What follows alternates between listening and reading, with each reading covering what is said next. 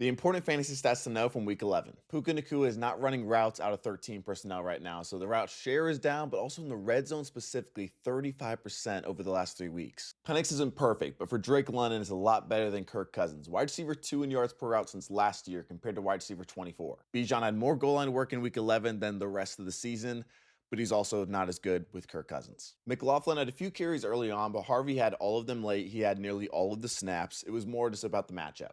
After Jacobs' injury, Emanuel Wilson played 91% of the snaps. The efficiency numbers on the year are close to Jacobs. Before his fourth quarter injury, Tudor was taking over 50% of the carries, having the best game of his year, half the red zone work, which is a big difference compared to ETN taking 80% last week. The biggest difference between Davis Mills and Stroud right now when it comes to Nico Collins is he's targeting him downfield more and more accurately. He already has more completions of 15 plus air yards than Stroud did, and he's played 2 games. After averaging nearly 100 yards per game in his last 5, Pearsall had 0, but the positive, he still ran all the routes. Woody Marks had a bad game, but it wasn't because of volume this time. It actually went up again, 10% higher than his last season high last week. It's just going to go as the team goes. Williams has 6 targets in each of the last 3 games. He only had that twice in his first 7 games, and his targets mean more than basically anybody because of the downfield attack, the play action attack that he's a part of. Over the last 3 games, the incomplete air yard leaders. It's the Troy Franklin stat throughout the year, but it's also showing the inability for McCarthy to connect with these guys downfield. Chase Brown's volume ranks as the RB5 with Joe Flacco. In the last 2 games without P. Ryan,